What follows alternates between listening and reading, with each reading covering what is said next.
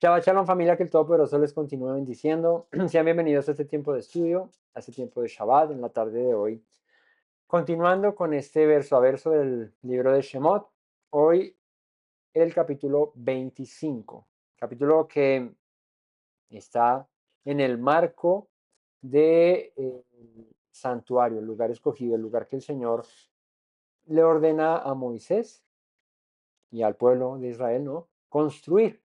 Vamos a ver este lugar especial, lo que representa un lugar lleno de simbolismos y con un propósito, ¿no? Como hablábamos en la enseñanza pasada. El propósito del tabernáculo, el propósito del santuario, ¿cuál era? Sí, pero hablamos esta mañana que luego de que Moisés recibe la ley, la copia, ¿cierto? Es una bóveda, es, un, es una urna virtual, pregunta. Es una urna para guardar el pacto, para resguardar el pacto. ¿Dónde se va a guardar el pacto? Ahorita lo vamos a ver, que de hecho es con lo que se empieza a hablar, en el arca del testimonio, el Aarón Javerit, en el arca del pacto, ¿sí? Así que bueno, vamos a orar y en la tarde voy a dar inicio a este estudio. Buen Dios y Padre eterno, te damos honra y gloria, bendecimos tu nombre. En esta noche, en esta tarde, Señor, bendecimos tu nombre y te pedimos, Padre, que nos des la sabiduría, Padre, para entender tu palabra. Danos el discernimiento, que hoy haya corazones dispuestos que te buscan, Señor, que te anhelan. Sé tú hablando hoy a nuestros corazones, a nuestras vidas, Señor. Gracias te doy por mis hermanos, por mi familia, porque en ellos hay alegría de buscarte, de conocerte, Señor, porque has puesto en nosotros el gozo, Padre, que el mundo no puede dar, Señor, el gozo de conocerte, Señor, y la esperanza que hay de un día poder estar en tu presencia, Señor. Gracias te damos por este día de reposo, gracias por este Shabbat. Ilumínanos, Señor, en ti, instruyenos, guíanos, Padre, enséñanos en tus caminos, Padre. Te agradezco en el nombre de Yeshua. Amén. Capítulo 25 del libro de Shemot, del libro de Éxodo. Un estudio que vamos a hacer aquí acerca del lugar señalado, el llamado Mishkan, el tabernáculo, ¿no? El lugar que el Eterno eh, pone como centro de adoración donde el pueblo se reuniría. Y bueno, tiene un propósito especial, ¿sí?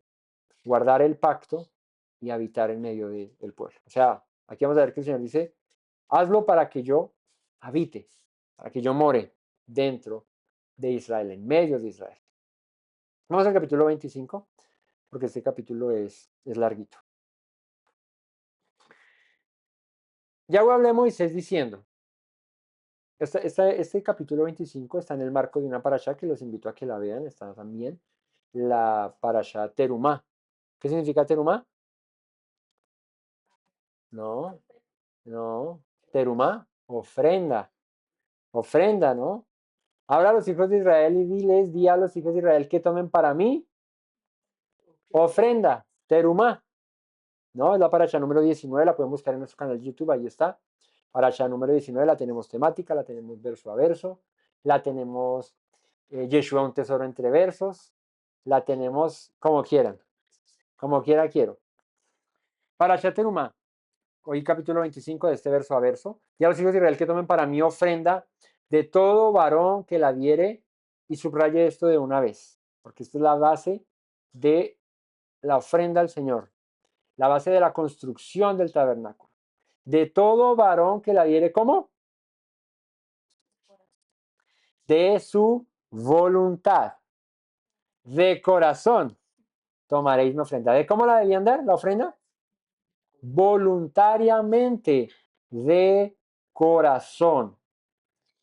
Esta es la ofrenda que tomaréis de ellos: oro, plata, cobre, azul, púrpura, carmesí, lino fino, pelo de cabra, piel de carnero teñida de rojo, pieles de tejones, madera de acacia, aceite para el alumbrado, especias para el aceite de la unción y para el incienso aromático, piedras de ónice, piedras de engaste para el efod y para el pectoral. Y harán un santuario para mí ¿Y qué? Subráyelo. Y habitaré en medio de ellos. Conforme a todo lo que yo te muestre, el diseño del tabernáculo y el diseño de todos sus utensilios, así lo haréis. Entonces, la instrucción trae consigo varios momentos. El primer momento, el más, podríamos decir, relevante, es el tema de, bueno, pídele al pueblo que traiga una ofrenda para mí, pero esta ofrenda no va a ser cualquiera, va a ser primero y crucial una ofrenda voluntaria, voluntaria, de corazón, ¿no?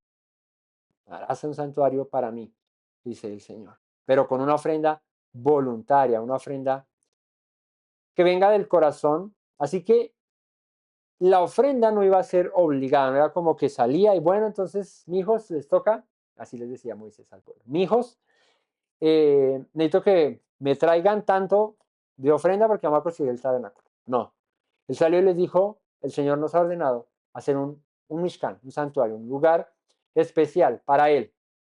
Y deben traer una ofrenda voluntaria. Eh, ¿Por qué debe ser voluntaria?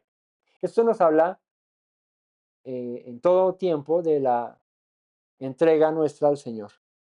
Y lo voluntario, lo que nace del corazón, ¿no? Eh, en la mayoría de los casos es lo que hay en el corazón, ¿no? ¿Y qué es lo que hay en el corazón? Pues nuestro deseo, nuestra pasión y nuestro amor por Dios. Y aquí se ve reflejado, en este caso de la ofrenda, en lo que se le da al Señor. Yo escuchaba a un predicador que decía, la ofrenda al Señor no se mide en lo que le das.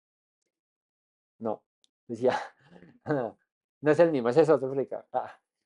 La ofrenda al Señor no se mide en lo que le das, y me parecía curioso, sino en lo que te quedas, ¿no? Y uno se pone a pensar y dice Sherlock Holmes, elemental, mi querido Watson. Claro, no se mide en lo que das, sino en lo que te quedas. Y por eso, para la muestra un botón, y Yeshua nos lo ilustra muy célebremente, recordando a aquella viuda que en el templo llevó su sustento y ofrendó con ello. Ofrendó su sustento. Dice Yeshua que los ricos daban de qué? De que les sobraba. Pero la viuda dio lo que tenía. Su vida la entregó allí. Su vida, ¿no? Entonces, ahí es donde cobra sentido esa frase que decía este predicador, que la ofrenda no se mide en lo que das, sino en lo que te quedas. Porque el rico daba y parece que da mucho el rico, pero como tiene suficiente, lo que da, y bueno, no quiero decir que las personas que tengan dinero no sean también capaces de ofrendar a Dios con un corazón sincero y dar todo lo mejor a Dios. Pero en el ejemplo que pone Yeshua, es el rico da de lo que le sobra, ¿no? Entonces, y hacen alarde de ello, hacen bulla, y mire cómo soy de piadoso yo dando al Señor. La viuda, la mujer pobre que no tenía, ese era su sustento. Con eso iba a comer ella y su hijo ese día, no tenía nada más. Si tenía hijo, me lo acabo de inventar, ¿cierto? Y, eh, ¿y qué? Y ella dio y lo entregó todo allí. Y le pregunta al Señor a sus discípulos, ¿y de quién se agrada a Dios? ¿Del rico que le da lo que le sobra o de la viuda que da todo lo que tiene? Pues de la viuda se agradó el Señor. ¿Por qué? Porque dio todo su sustento. Así que la palabra clave aquí es Yidvenu Livó. Yidvenu Livó, que significa cuyo corazón lo impulse generosamente. ¿Ven? Lo que viene voluntario de corazón, lo que su corazón le mueva a hacer, ¿no? Cuando ves de pronto a una persona en la calle y está pidiendo, ¿no? Algo, de, de, está pidiendo limosna, ¿no? Ayúdeme, recuerdo a una persona en Bogotá, siempre uno pasaba y decía, ayúdeme, colabóreme, amigo, ayúdeme, colabóreme. Siempre uno pasaba por el mismo sitio, estaba el mismo, ya, no ya nunca lo volvió a ver, no sé si él murió o si se cambió de domicilio, ¿sí? Pero uno pasaba, ayúdeme, colabóreme. Y sí, y claro, ahí uno, las primeras veces pues uno da, ¿cierto? Uno ayuda, después ya lo cogen de parche, no mentira. Pero no, a lo que voy es que eh, cuando una persona te pide, eh, Dios ahí nos mide el aceite, nos mide la generosidad, ¿no? Entonces, dice Yeshua al que te pida, dale, ¿no? Esta semana que estuvimos haciendo unas vueltas, estábamos en un restaurante y hay un muchacho. Ayúdeme con 200 pesitos para el almuerzo. Ayúdeme, déme una monedita de 200 pesitos para el almuerzo. No sé qué. Y la dueña del local le dijo, ¿cuánto tiene? No, no, no, yo le quiero comprar el almuerzo completo, yo se lo quiero pagar completo. No, no, yo se lo vendo. ¿Cuánto tiene? Lo que tenga ahí yo se lo vendo. No, no, no, yo le quiero vender el almuerzo, yo le quiero pagar el almuerzo completo, que me lo sirva, yo me siento en la mesa. Sí, yo se lo sirvo en la mesa. Deme lo que tiene, no importa lo que sea, yo le vendo el almuerzo. No, no, no, no, deme, yo se lo quiero pagar completo. La señora, bueno. Y el señor siguió, regálame 200 pesitos para completar el almuerzo. Regálame 200 pesitos. Entonces, uno cuando ve esa situación, piensa uno, una de dos, o el muchacho es muy honesto y quiere pagar su almuerzo completo con lo que se trabaje, o en realidad no quería almuerzo. Porque si uno tiene mucha hambre, si uno tiene hambre, si uno tiene necesidad y le dicen, venga, siéntese, yo se lo doy. ¿Cuánto tiene? 1000, 2000, no importa, yo se lo doy, siéntese, y se va a sentar en la mesa, porque no le dijo, sí, yo se lo doy para que se lo lleve, no, se lo sirvo en la mesa para que. Pero el hombre dijo, no, y siguió. Luego al momentico pasó con un pan y una gaseosa, gracias, hasta luego, y se fue. Entonces ahí es donde uno dice, ahí se le mide el aceite también al que pide, y uno dice, ¿qué tanto era para comer lo que pedía y qué tanto era para otra cosa? ¿No? Entonces sí es muy complejo, pues ponerse uno ahí a juzgar en eso, pero cuando uno ve ese tipo de circunstancias, ¿no? Es como cuando alguien, estás en una panadería, ay, ayúdeme ahí, colabóreme, ¿quiere algo de comer? No, no, no, colabóreme con una monedita, no sé qué. Yo por lo general me gusta más dar comida que dar dinero, ¿no? Hay ciertas personas a las que tú ves y lastimosamente pues por la apariencia, por eso uno dice, este es mejor como que darle comida a colitarle otra cosa. Hay gente que sí, uno lo ve como que sí necesita de pronto el dinero para reunir por una pieza o así. Es complicado. El asunto es, bueno, Dios mide la generosidad. Cuando estás haciendo mercado y sales así con tu mercazazo así de millón, ¿no? Y de pronto hay alguien afuera, ay, colabóreme con un pancito para comer, alguna cosa. Y no, no, no, no, gracias, no tengo. Y uno sale, se siente raro uno no tengo con el millón de pesos en los dos carros así teteados, perdón por la palabra, llenos de mercado. No, no, no tengo, no tengo. Es, se siente raro, ¿no? Se siente como feo uno ser así. Exacto. Entonces, en ocasiones que me ha pasado, he preferido, le digo, amor, amor, eh, eso no es bueno no hablar de esas cosas, pero digo, a veces prefiero no, amor, comprarle una leche, un pan, o sea, un coma pan, una leche, no sé, alguna cosa y pum, y dale, eso. Alguna vez le dimos al Señor y, uy, gracias, ¿no? Uy, qué bendición, no sé, se fue feliz con su leche y las cosas que se le dio. Entonces, es ser, es ser generoso, sin importar, ¿no? Dios ve eso, Dios ve eso, Dios ve eso. Y en la ofrenda del tabernáculo, eh, usando esto de ejemplo, pues es similar. Ellos salen de Egipto ricos. O sea, ellos despojaron a los egipcios de todas sus riquezas. Salieron cargados, como si hubieran ganado el baloto. Salieron, pero con todas las riquezas de Egipto. Y el Señor no les pide, no, todo eso que sacaron, démenlo para construir el tabernáculo. Porque de hecho, si tú ves los materiales, bueno, sí pide oro, plata y eso, pero con un propósito, ¿no? Que vamos a ver que el arca, que la menorá, que no sé qué. Pero y ya. O sea, no y para guardar el oro en una urna y conservarlo ahí, que yo soy el Señor y dame todo el oro a mí. No, el propósito no era ese. De hecho, si vemos la construcción del Mishkan, es muy modesta, es una tienda. Tiene utensilios caros por sus materiales, como el arca, como la menorá, como el altar del incienso, como la mesa de los panes, el altar de bronce.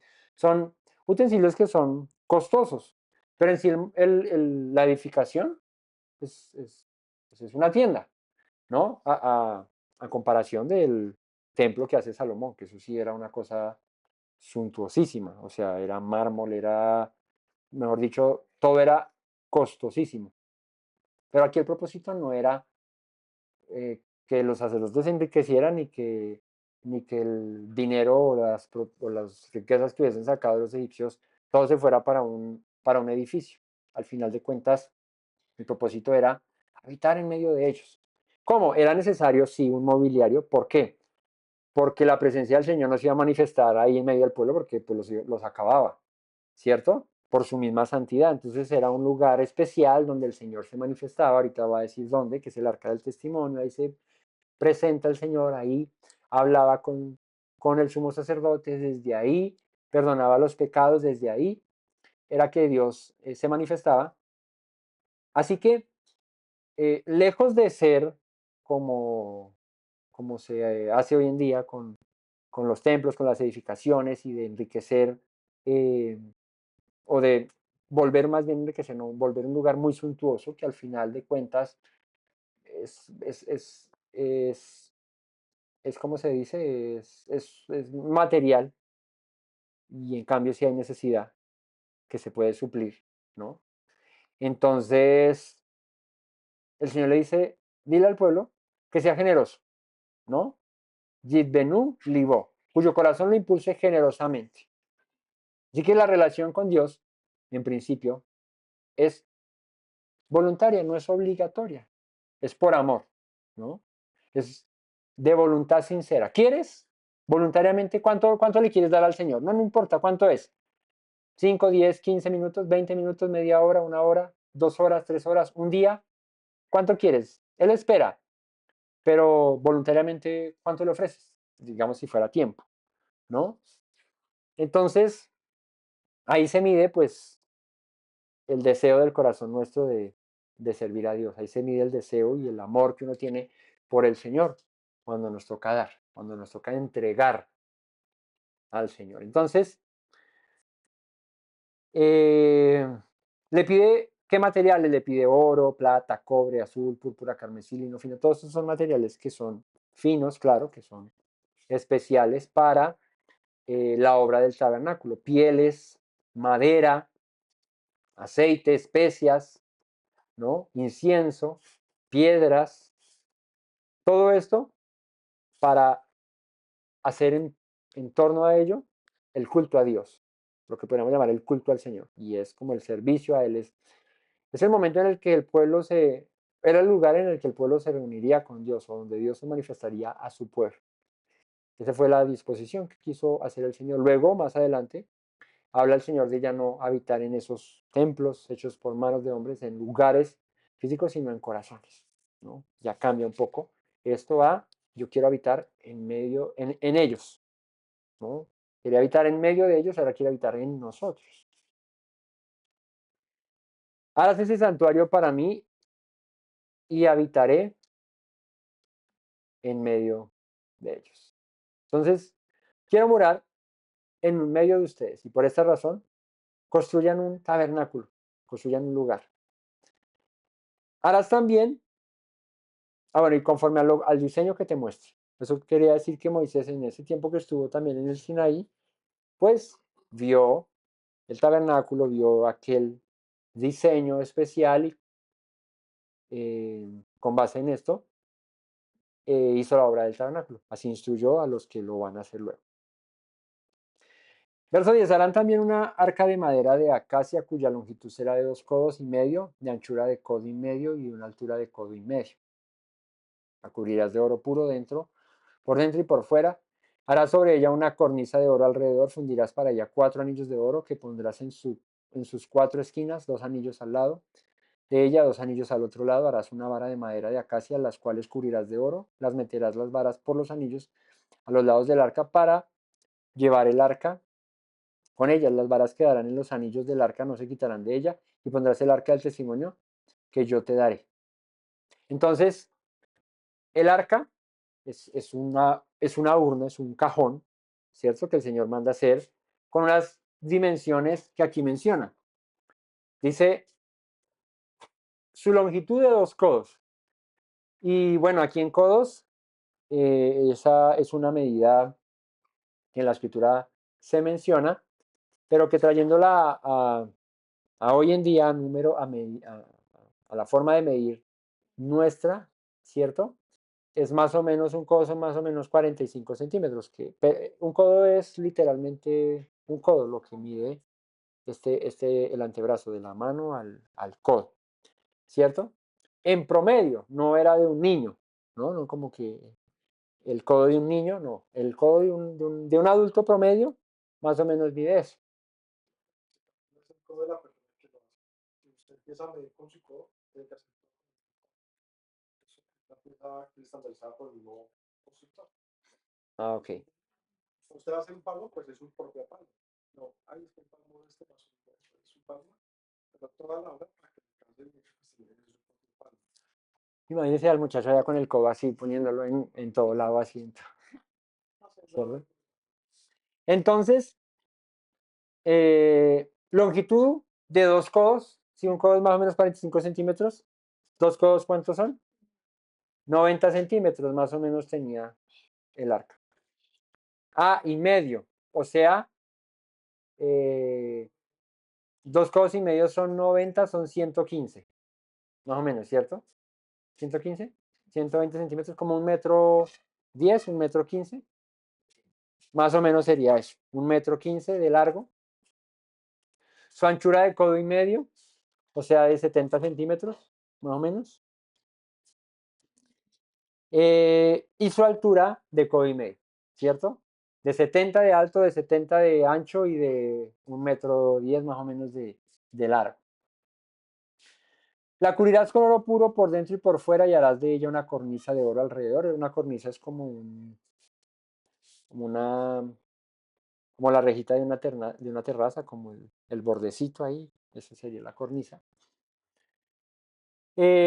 Fundirás para ella 4 anillos de oro que pondrás en sus 4 esquinas. 2 anillos a un lado, 2 anillos al otro. Harás unas varas de madera de acacia, las cuales cubrirás de oro. Meterás las varas por los anillos a los lados del arca para llevar el arca con ellas. Las varas, perdón, quedarán en los anillos del arca, no se quitarán, y pondrás en el arca el testimonio que yo te haré. El testimonio que yo te haré. Entonces, ¿de qué material era hecha el arca? No. De madera de acacia, cubierta de oro, ¿no? La madera de acacia tiene unas características especiales, ¿no? Porque el Señor la manda hacer de madera de acacia. Porque la madera de acacia, es muy resistente, ¿cierto? Es muy duradera. Es una madera que no se corrompe fácilmente, ¿cierto? Es muy dura, entonces por tanto no le entra eh, el, como la termita y esas plagas que le dan a la madera, ¿no? Que hay unas maderas que son todas débiles y usted las ve llenas de huecos porque tienen bichos por todos lados, ¿cierto? Pero esta no, esta es muy dura, es una madera muy resistente y se cubría de oro, ¿no? Entonces, la madera se saca ¿de dónde? De los árboles. ¿Y los árboles representan qué en la escritura? ¿A qué representan a los árboles? A los hombres, ¿no? Dice la canción de aquel compositor pitaleño, ¿cierto? Somos árboles de aquel bosque, ¿no? Entonces, la madera de acacia, esto representando al hombre, cubierta con oro. ¿Qué significa eso? La santidad del Señor, ¿cierto? Manifestada en el hombre. Y esto simbólicamente habla de quién? De que Yeshua se manifiesta luego, ¿verdad?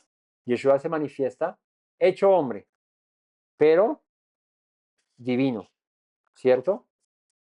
Eh, perfecto, que no peca.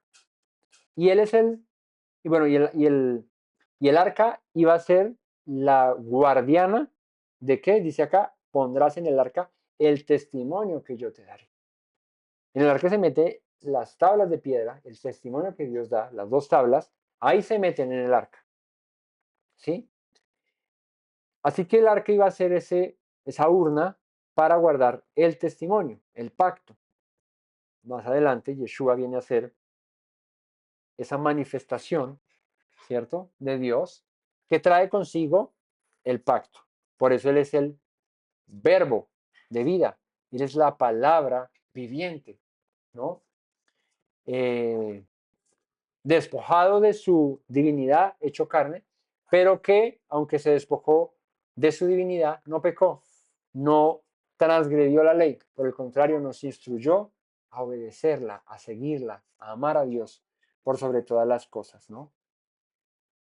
Estas dos varas que se hicieron, que se pusieron en los cuatro anillos, era con el fin de no tocar el arca. El arca se tenía que transportar, claro.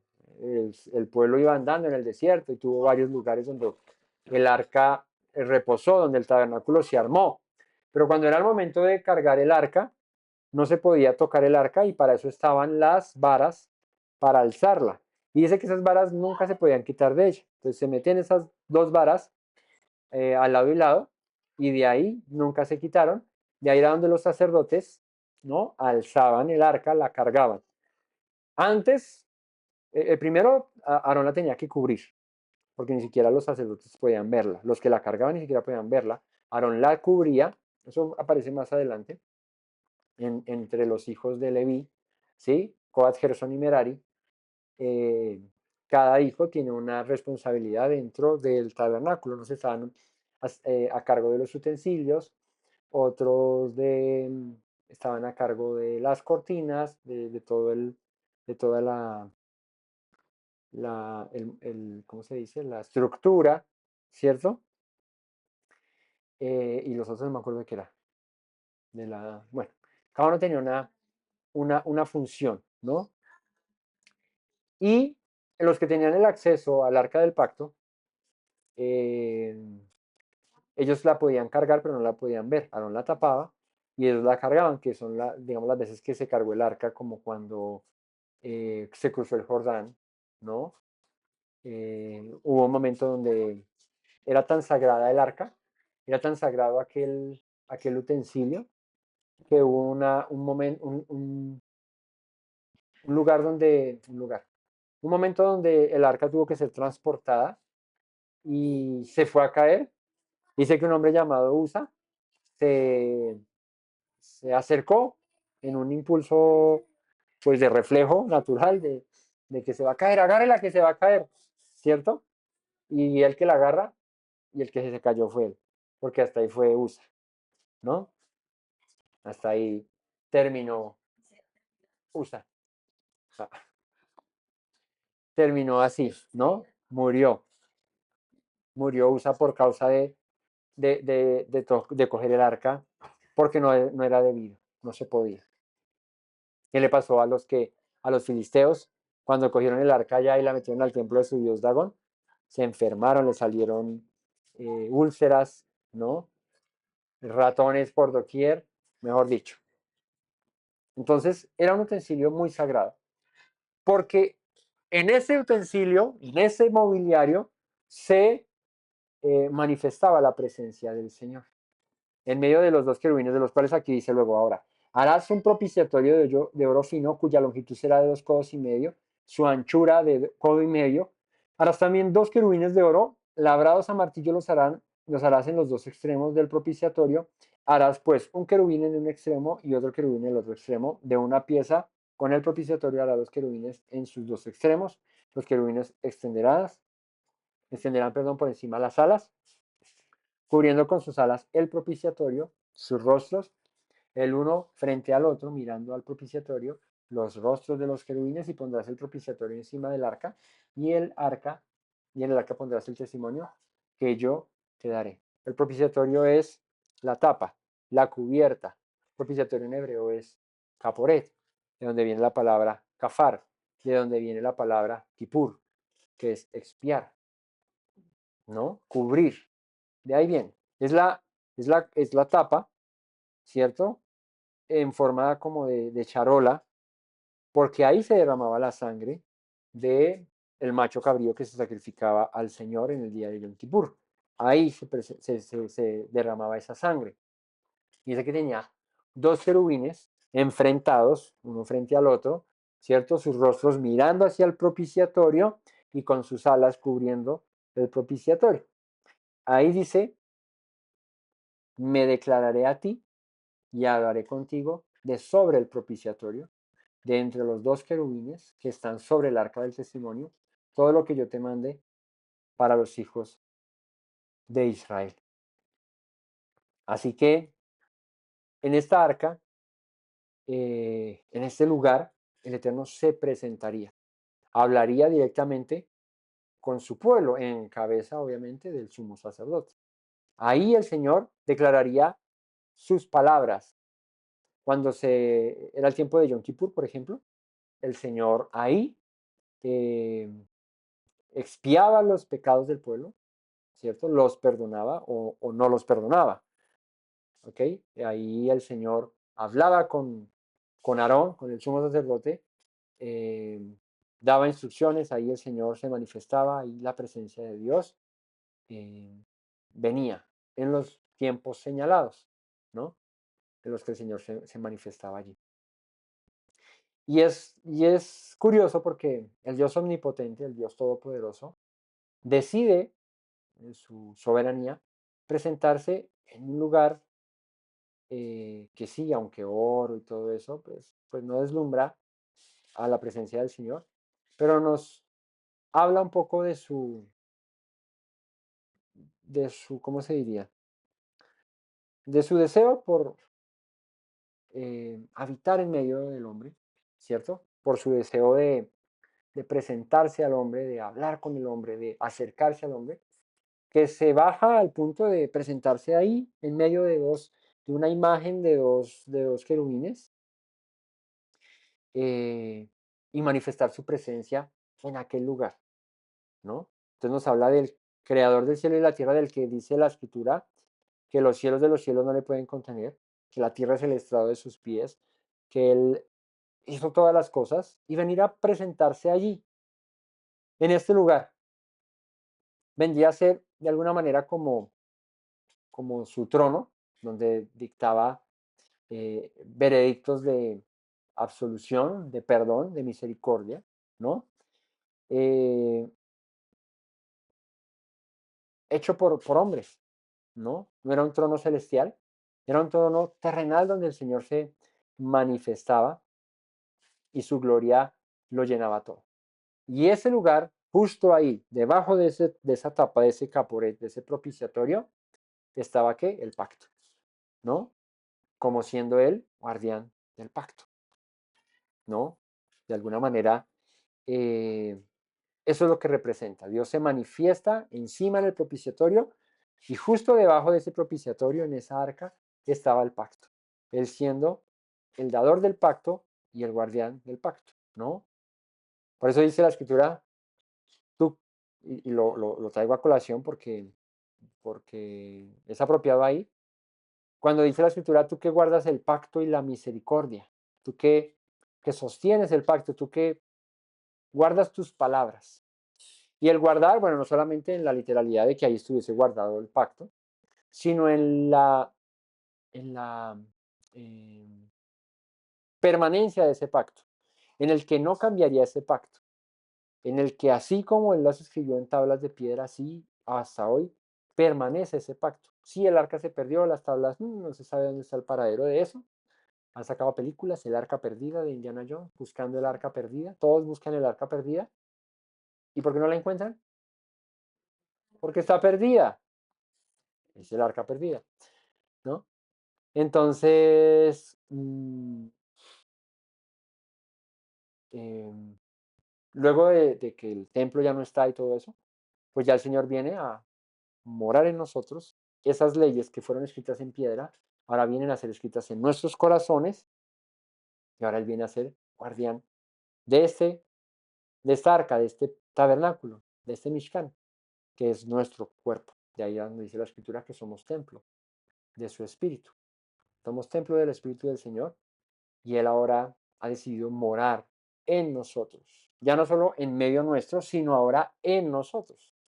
Y esto es muy hermoso porque nos muestra ese volver a como fue en el principio, ¿no? Cuando Adán y Eva fueron creados, esa comunión estrecha que tenían con el Creador, esa cercanía que tenían con su Dios, a través de Yeshua, ahora venimos a ser eh, templo de su Espíritu. Es por eso que cuando Yeshua muere en la cruz, eh, dice la Escritura que cuando Él muere, el velo, la cortina que separaba el lugar santo del lugar santísimo, ¿no?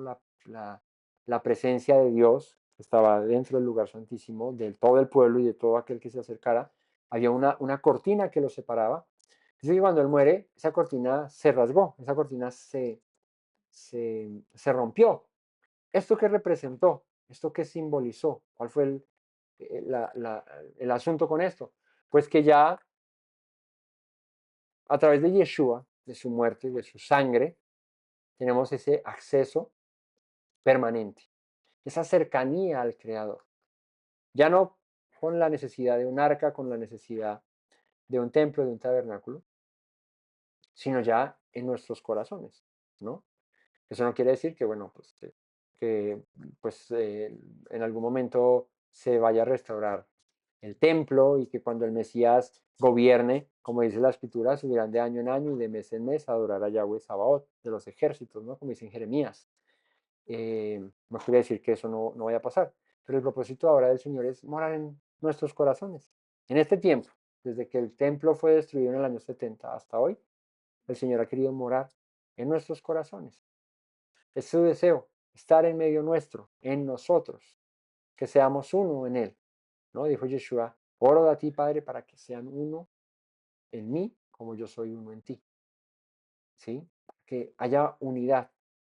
Y por eso, siendo templo del Espíritu, todos, al final, cuando nos reunimos en torno a nuestro Dios, venimos a ser parte de una gran edificación, ¿cierto? Que es el cuerpo del Mesías.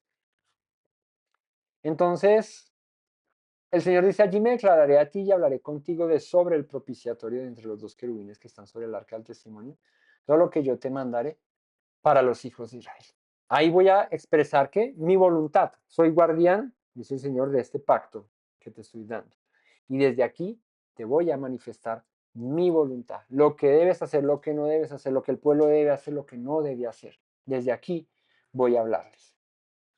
Es una manera de que la presencia todopoderosa del Creador no se manifieste y acabe con todo, sino que pueda Él manifestarse y acercarse al hombre en nuestra condición de pecado, de muerte, y hablar con el hombre y dar instrucciones al hombre, ¿no? Es una manera de cercanía del Creador.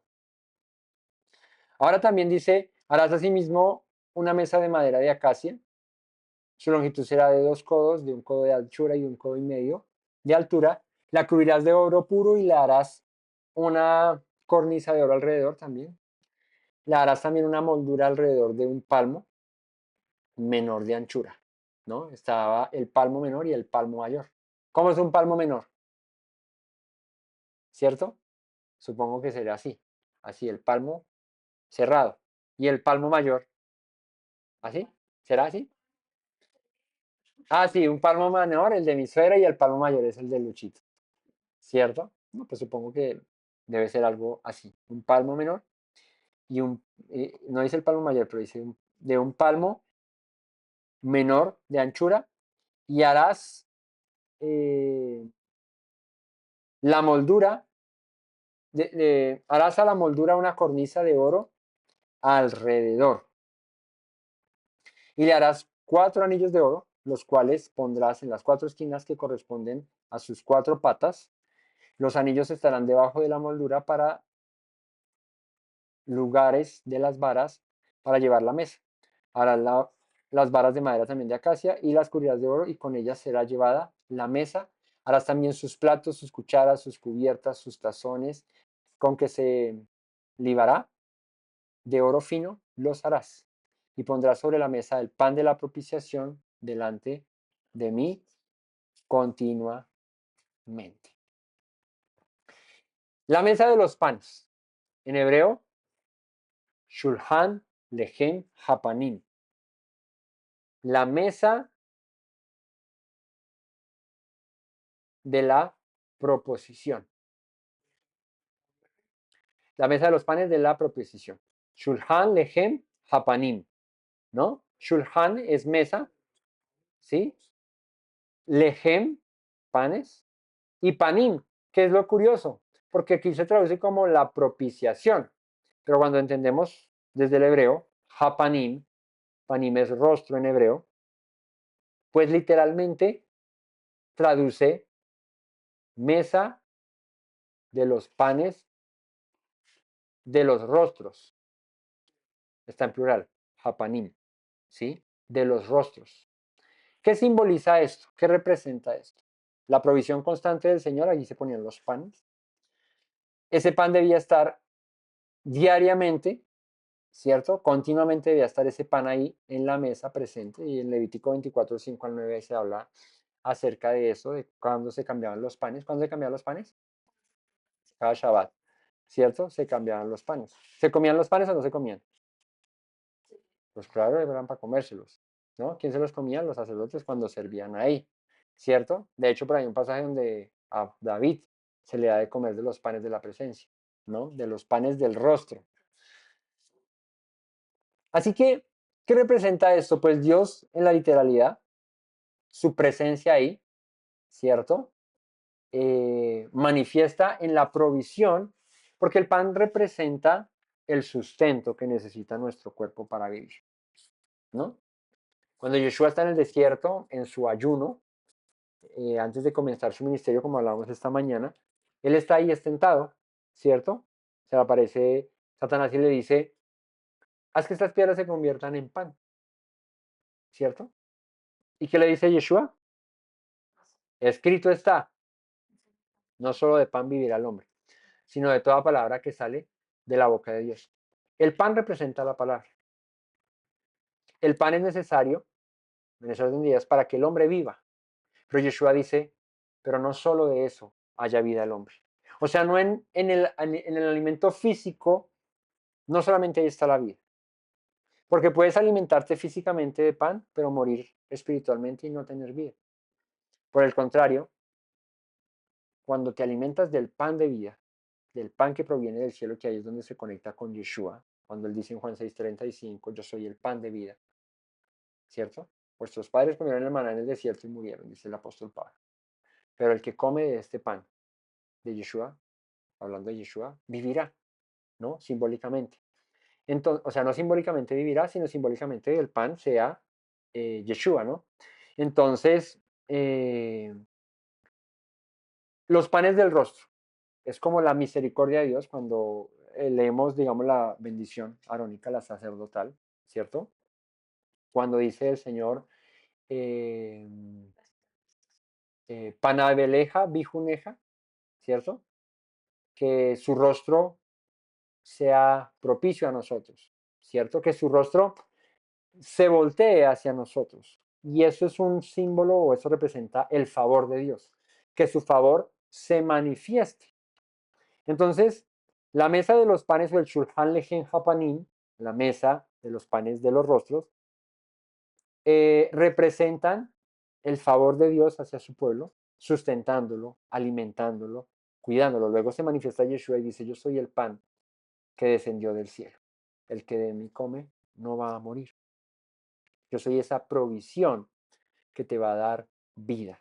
No busques lo que este mundo te puede dar.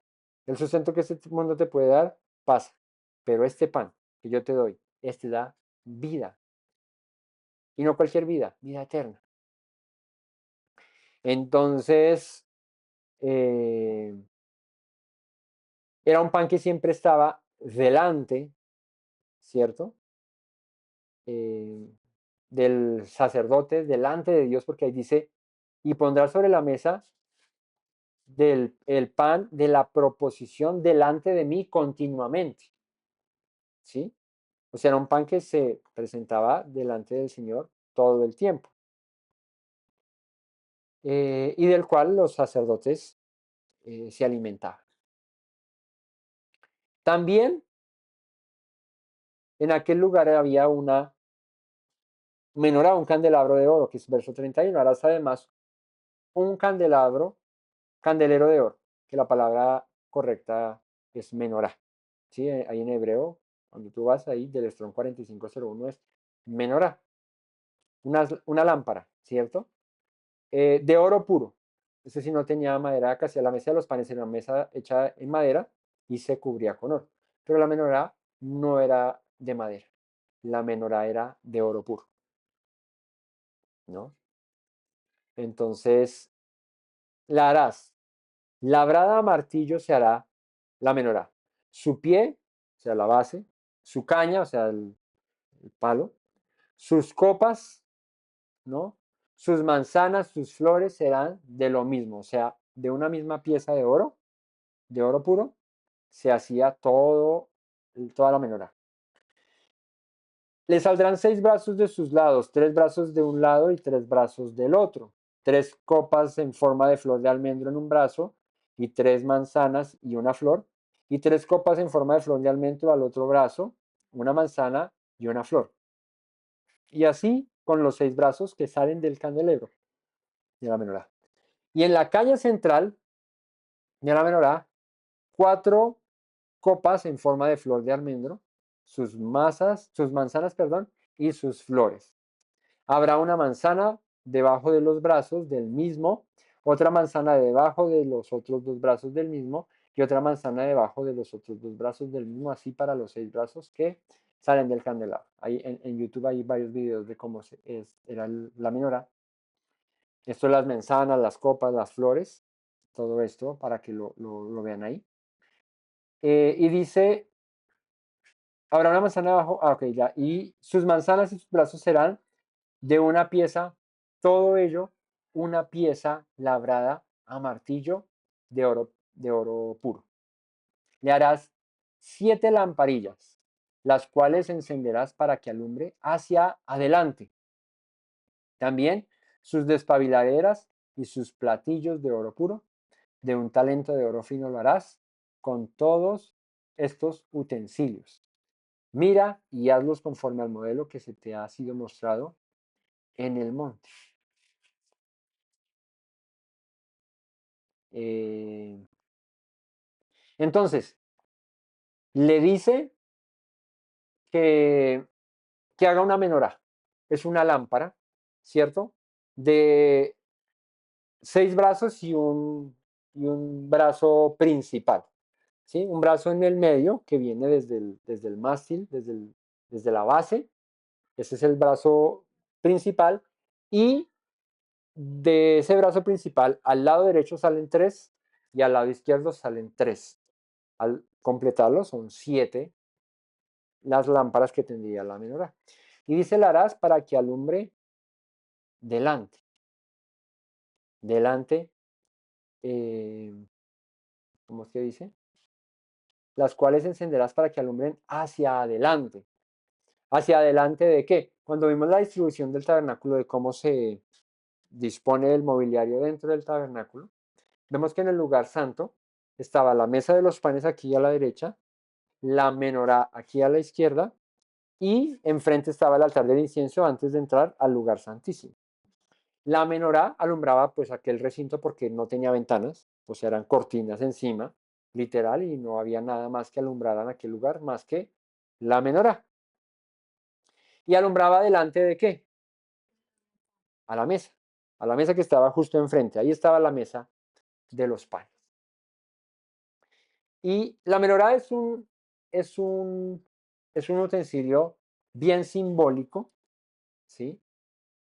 Porque es el único que está hecho de oro completamente. Porque ni siquiera el arca es de madera cubierta. El altar del incienso es madera cubierta. La mesa de los panes es madera cubierta, pero la menorá no. La menorá es completamente de oro. El oro, que es un material del cual no hemos hablado mucho, pero, o sea, ahorita, en otras ocasiones hemos hablado, el oro es, digamos que en el rango de los materiales preciados que se usan para el tabernáculo, es el más precioso, el más precioso. Iba a decir preciado, pensé en precioso y dije precioso. El más preciado es el oro, ¿sí? ¿Por qué el oro es tan valioso? Porque el oro es tan preciado por sus características, ¿sí? El oro es un material muy maleable.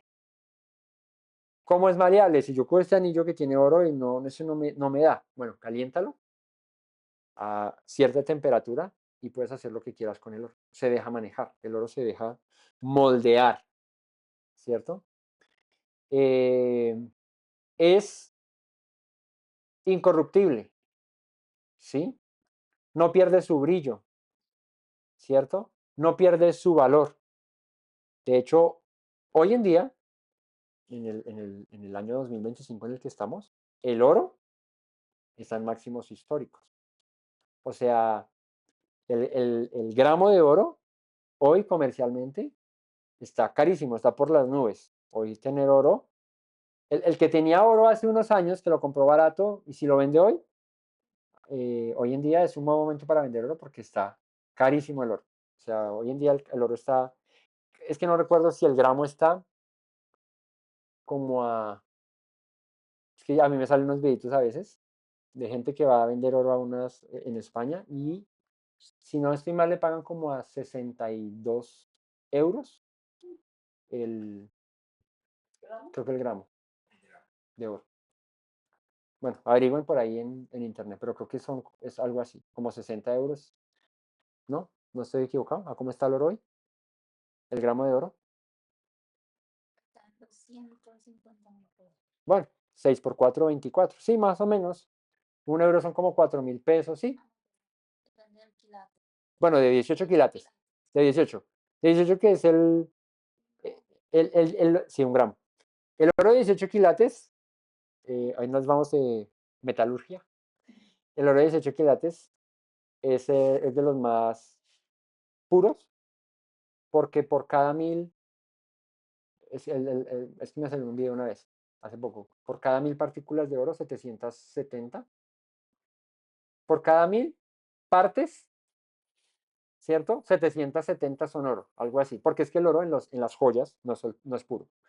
O sea, al oro se le mezcla con cobre, se le pone otros elementos ahí para poderlo trabajar, pero digamos en las joyas no es puro, es de 18 quilates. El de 24 quilates sí es puro, pero ese oro es para los lingotes, ¿sí? O sea, ese pesaje, ese quilataje, es que no sé cómo funciona bien. Yo vi un video por ahí explicaba el hombre que sí, ¿por qué 18 y por qué no de 24? En las joyas se usa oro de 18 quilates. Esa es la ley que se le impone a las joyas, que por cada 1.000 partes, 700 y puntas son oro y el resto es aleaciones, hay otros metales que se le meten. Pero en los lingotes es de 24 quilates y ese sí es puro. Eso es completamente oro. Bueno, el asunto es que el oro es muy maleable, es muy duradero, ¿sí? Tiene unas propiedades de incorruptibilidad muy altas y hoy en día sigue siendo un metal muy preciado. O sea que 1 gramo. Imagínate, que 1 gramo valga 70 euros, 1 gramo, ¿no? 7 por 4, 28. Casi 300.000 pesos vale 1 gramo de oro. O sea que 428 es que es más puro. Sí. Un gramo de oro, o sea, si tú tienes un anillito, di tú que pese unos 5 o 6 gramitos, tienes las luquitas ahí, ¿no? Que pese una cadenita de oro que pese unos 10, 15 gramos, eso es plata ahí que tienes. Entonces, la mejor inversión siempre ha sido tener oro, porque el oro no ha, antes ha aumentado su valor. El cuento es que el oro representa divinidad. El oro representa pureza, representa eternidad, representa lo que es Dios. De alguna manera, si se quisiera representar a Dios con un material que conocemos, sería con el oro. Su pureza, su valor, su durabilidad en el tiempo. ¿Sí? ¿Ustedes tienen joyas en oro? ¿Alguno tiene joya en oro? ¿No? Yo tengo una joya en oro, no tiene mucho oro, pero la parte que tiene en oro, que es este anillo, que lo aprecio mucho, me lo regaló mi abuela, me lo regaló mi abuela cuando yo tenía 15 años. Cuando tenía 15 años me regaló este anillo que tengo acá. Estas heces que están aquí son en oro, el resto es plata. Me lo dio hace 15 años y aún brilla, ¿sí? O sea, tiene 22 años este anillo. Y ahí está, ¿sí? La única manera de que se dañara es porque lo botara o que lo perdiera. Pero, ¿pero qué? Pero permanece, permanece. Ah, o sea que ahí tiene cuántos gramitos, ¿cierto? Eh, y bueno, volviendo a la menorá es hecha completamente de oro puro. En su construcción, la menorá parece como un árbol, ¿sí? A la vista representa un árbol con sus ramas, tiene un tronco base y de él se desprenden unas ramas que incluso tiene flores al final, ¿cierto? Ah, frutos, tiene frutos como un árbol. Y, pero este es un árbol diferente porque no está hecho de madera, sino de oro puro, ¿no? Un árbol que representa o que evoca a la luz, porque esto, el fin de la menorá, el propósito de la menorá era alumbrar.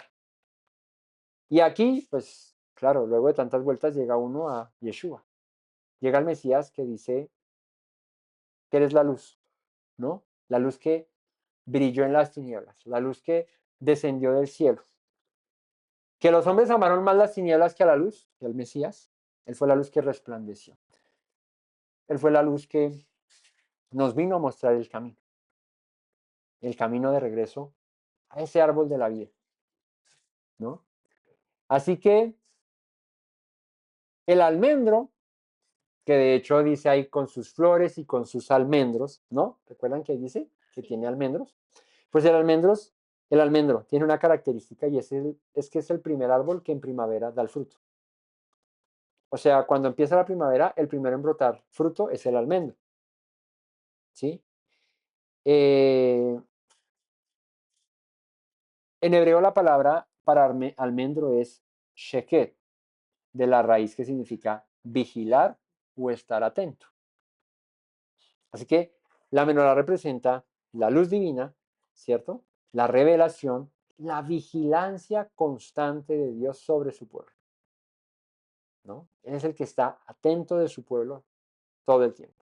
Él es el que está cuidando de su pueblo, ¿sí?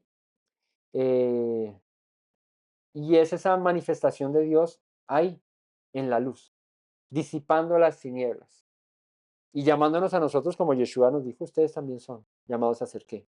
Luz, luz del mundo, sal de la tierra. Ustedes están llamados a alumbrar, están llamados a lo mismo, a ser dignos hijos de su Padre, de Dios, del Todopoderoso, que alumbra, que disipa las tinieblas.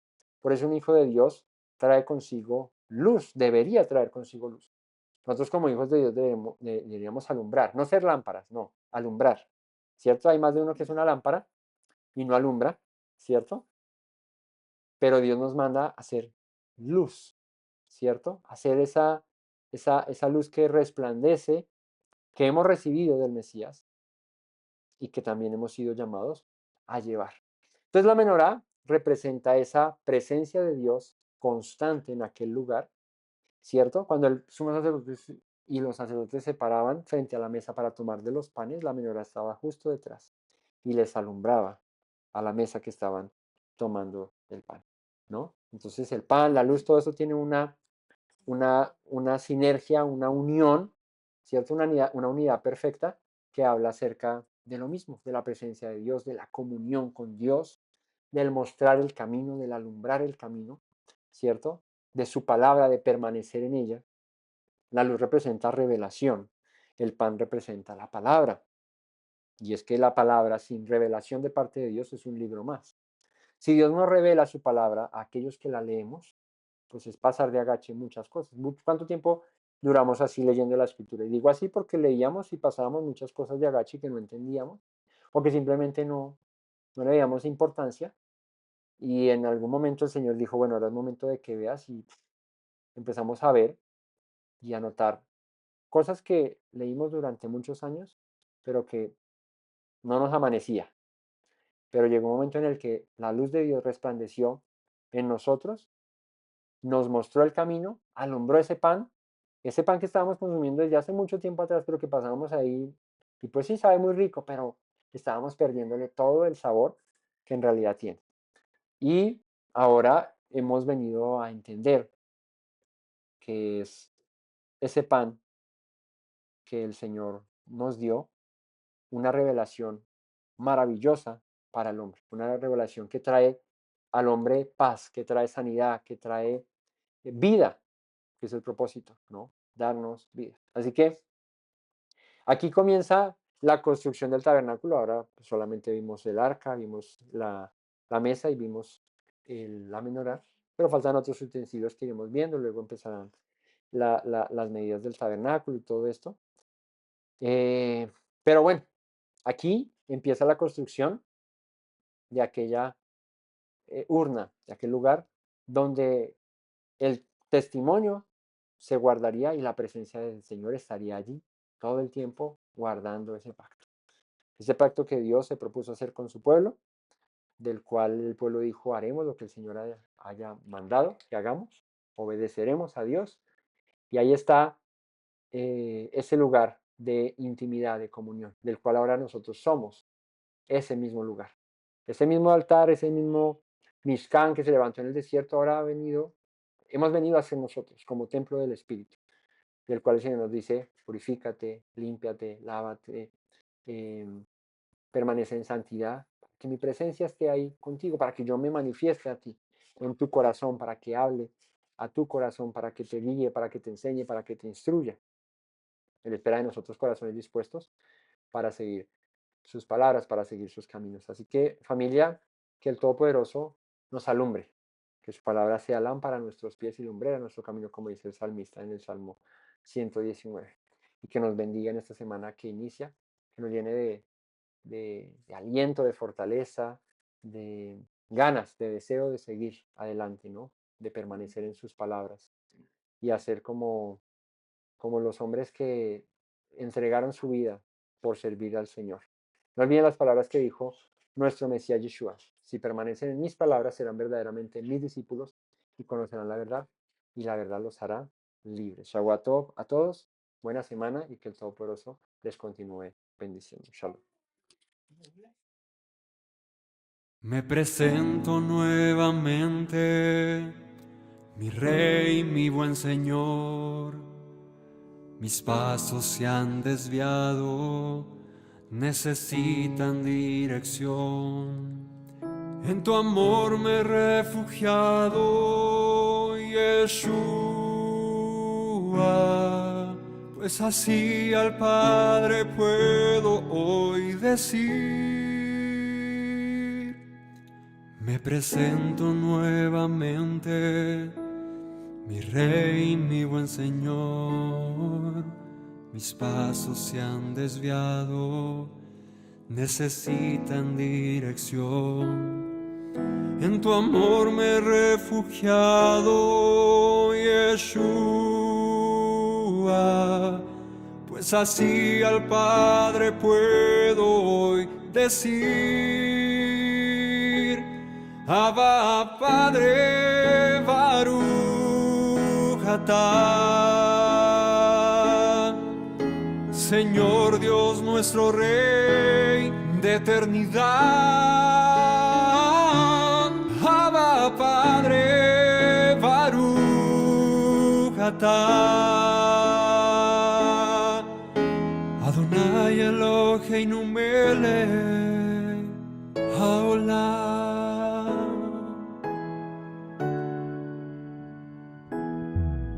Me presento nuevamente, mi Rey, mi buen Señor. Mis pasos se han desviado, necesitan dirección. En tu amor me he refugiado, Yeshua, pues así al Padre puedo hoy decir: me presento nuevamente, mi Rey, mi buen Señor. Mis pasos se han desviado, necesitan dirección. En tu amor me he refugiado, Yeshua, pues así al Padre puedo hoy decir: Abba, Padre, Baruch atah. Señor Dios nuestro Rey de eternidad, Abba, Padre, Baruch atah. Adonai Eloheinu melech